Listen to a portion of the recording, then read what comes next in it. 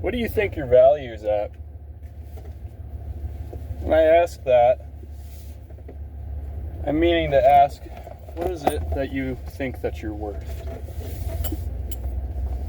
Are you going to compare yourself to the number that's in your bank? That is what I'm most worried about. Because the true value of things is not in commodity. In fact, let me rephrase that. The greatest commodity that we have is not our currency.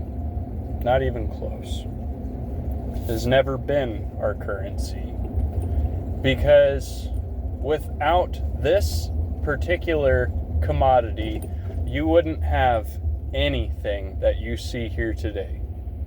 You wouldn't have even so much as an education. What is the greatest commodity, you might ask? Is time. Time is our most precious commodity that we have. Because without time, you wouldn't have anybody digging the riches out of the soil. Without time, those riches wouldn't be put to work. Without time, those riches wouldn't be backing the United States dollar. Without time, nobody would be trying to work for said US dollar. Therefore, what you see around you today, this corporate industry that we call the United States of America, because it is actually a corporation, it is not just a country, it's actually still technically a crowned territory, meaning that we still pay our taxes to the crown. An entity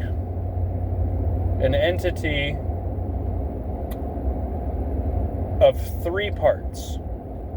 And this entity is technically what rules the world, what governs the world, what introduces laws and stuff. And you have the White House, the District of Columbia, which is its own sovereign state with its own laws that ties directly to the Crown of England. You have the Vatican, that is in charge of all churches and doctrine. And hence, this is why I still state that the Dark Ages never ended, because they are the ones who choose what is doctrine, what isn't doctrine, and hence why there is only 66 books in the Holy Bible rather than the entirety of the collection that you will find in the Ethiopian Bible. The Ethiopian Bible didn't leave a single book out. The King James Version is the one that completely rewrote the whole thing. But back to the commodity. Because this entity of three parts here, the Illuminati, the Vatican, and the White House and stuff that governs the entire world and stuff, they want you to focus more on the commodities that they set forth, on the value that they set forth. They want you distracted by this to believe that gold and silver are the way to go.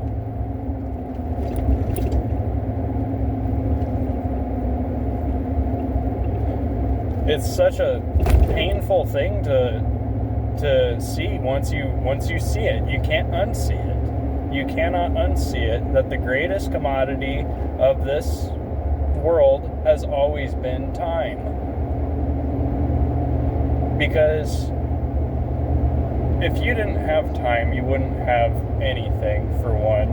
And two, the reason why this unholy trinity that backs the United States dollar and governs the entire world and stuff wants you so focused on money, so distracted by money, because the ultimate goal of it is pure evil.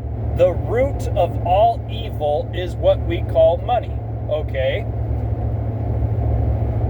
And if you're going to get, as I did the garden speech, I think last month and stuff, where I compared sin to or life to a garden and sin to the weeds in a garden, but the weeds that bloom flowers to look like they're beautiful, but really they're choking out everything in your garden and they become a problem. So the longer you let them grow, the harder it is to pull them up by the root, which is the only way to get rid of them, is to pull them up by the root.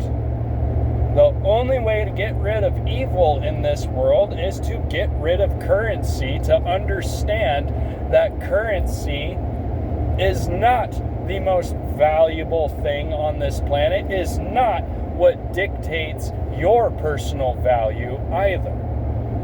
It's just stuff. We're walking around this earth like a decorator crab. If you don't know what that is, it's a little tiny crab in the ocean. It's got a bunch of little hooks on his shell, and he piles things up on his shell and collects and decorates himself to either blend in or to look impressive to the other crabs and stuff. Like in that Disney movie Moana, the giant crab who sings the shiny song and stuff and everything, that he's technically a decorator crab. So all we're doing is going through and piling more weight and more weight and more weight, and the pressure is just unreal. And it's no wonder why people snap on a daily basis and stuff. We've designed a system to either enslave you or to rule over others. There's no in between and stuff. If you step out of the game completely, and both sides don't want you all of a sudden. The winning or the losing side, they're like, what good are you going to do to me if you don't even play the game and stuff? Well, let me open your eyes to what the game actually is. It's a game to devalue life itself.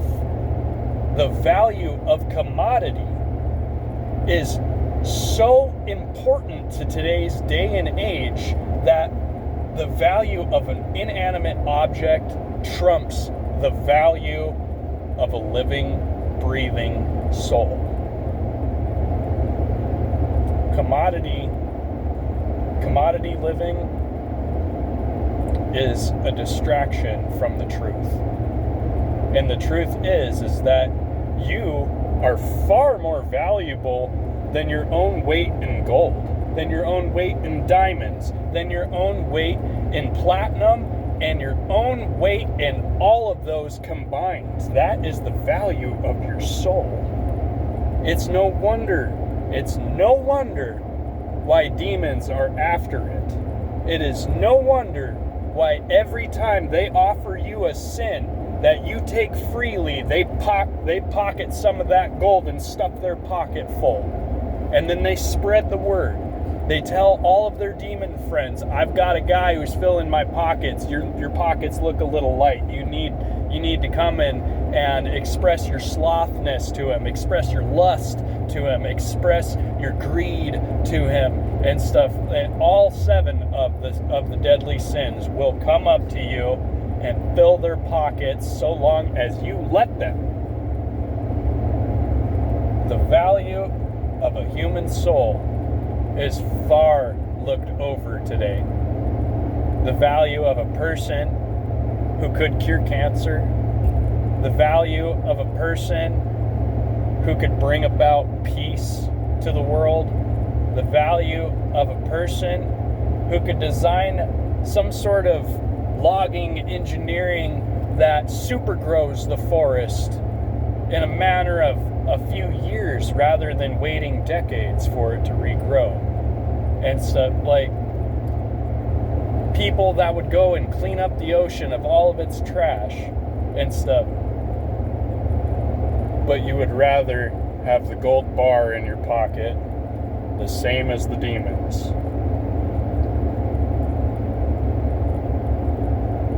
Commodity living is the distraction from what is real, you guys. Commodity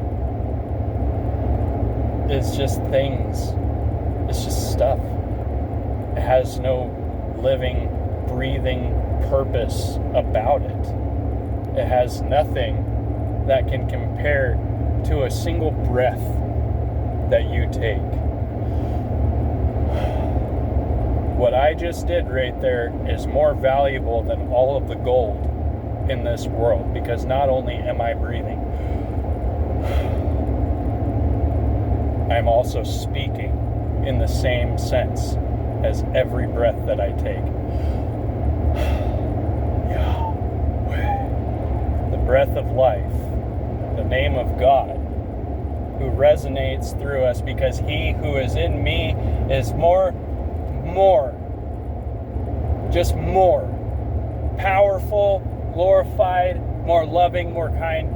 He who is in me is greater in every stance than he who is in the world. I am in the world. Who I am stating right now, I'm not stating he who is in me as in my own soul, okay? But on the other hand, that is also another statement too, because the battle between the flesh and the spirit is ever ongoing. It will never cease until Christ returns. But who else is within me?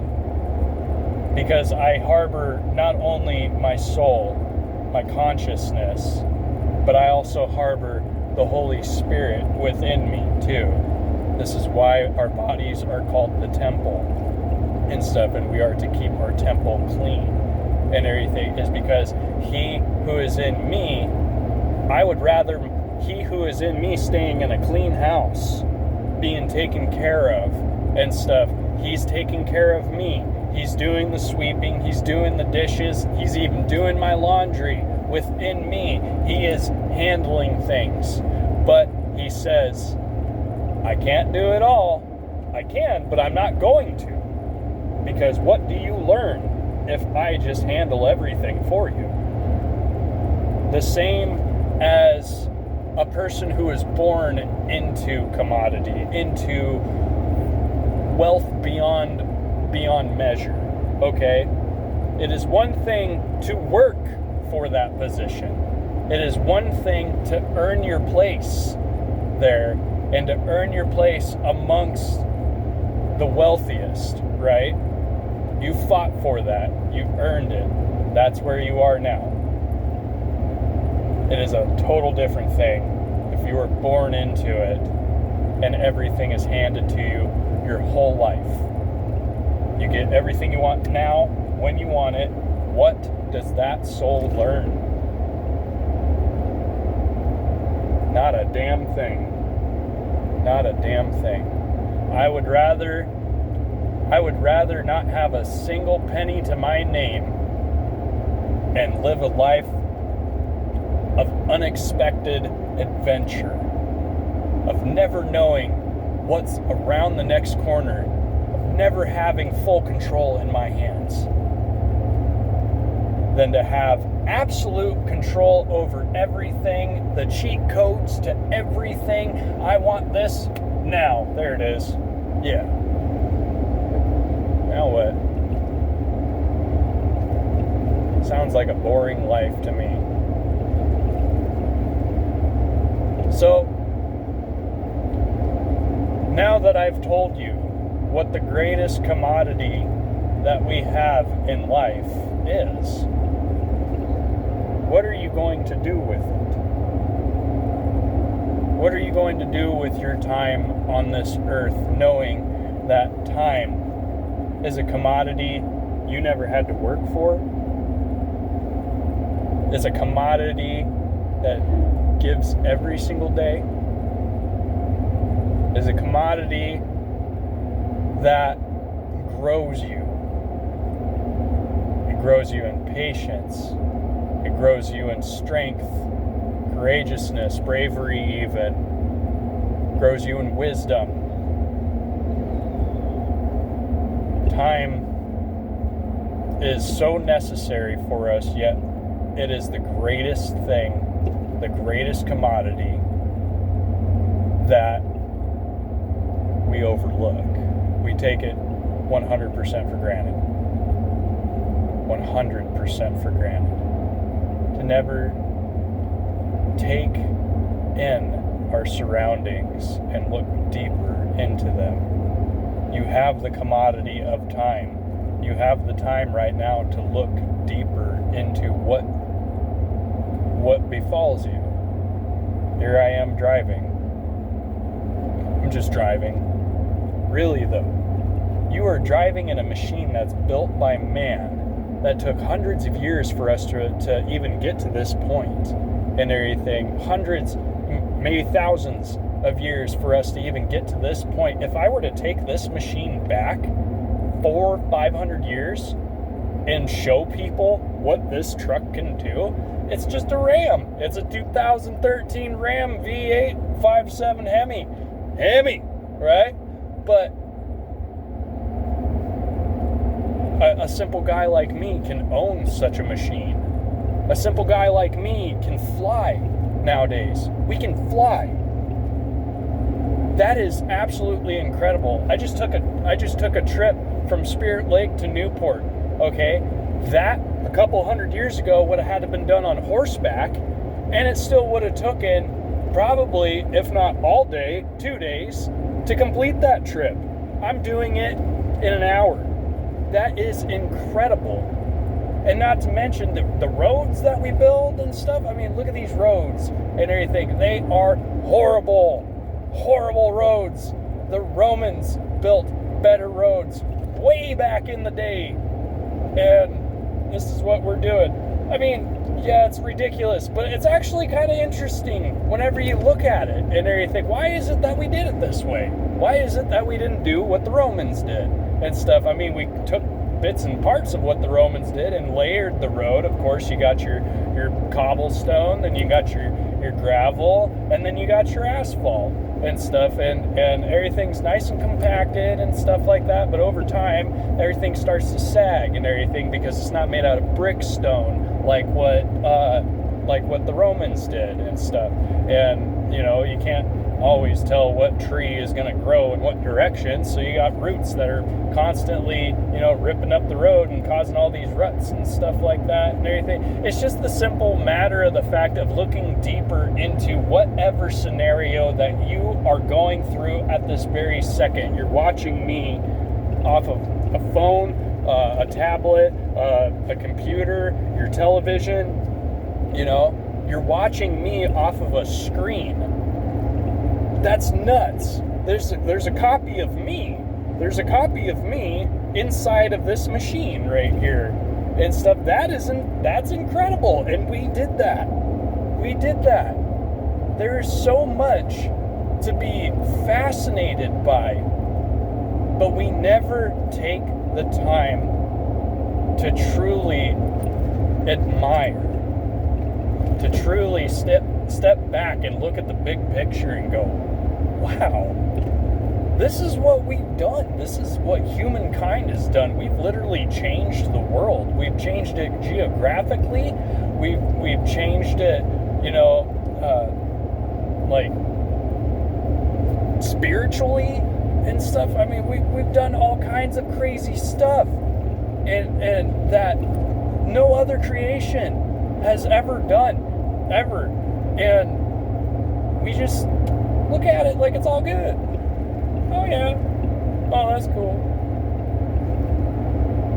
Where's the excitement? That's the true thing about life, is the sense of adventure and looking deeper into things.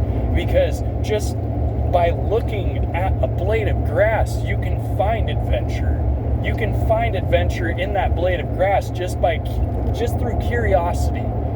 Curiosity, the what if question, is the birthplace of adventure and the whole source of it, to where you can sit there and go, looking at this blade of grass and go, what's it made of? Let's look closer. Well, there's more to it. What's that made of? Let's look closer. Well, there's more to it.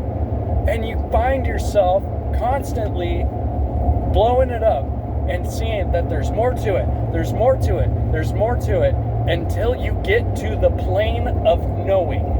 And the plane of knowing is where it is infinite. There is more to it. How is that not exciting? How is that not incredible? That we have the privilege of being part, of taking part of the only planet known in existence to ever have this special gift that we call life. That is incredible. Life itself is incredible. This is why, to me, that blade of grass is worth more than planets completely made of gold. Oh, look at all that money. Yeah, what's it do? What's it do? It don't breathe. It don't give me oxygen. It don't convert CO2 into O2 and stuff. I mean, there's nothing fascinating about it. It's gold. Whoop-de-doo and stuff. But this is what we glorify nowadays. This is what we glorify because we say, I have more than you, therefore I'm better.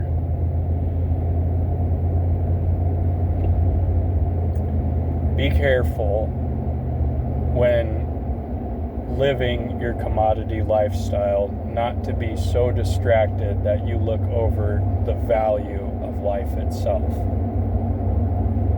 Remember, life is more valuable than any inanimate object, any number that could ever be put into your bank account, any number that anybody could ever see your worth as. You are far superior. You are far more valuable than entire solar systems made of nothing but gold. God bless you guys. Stay squatchy.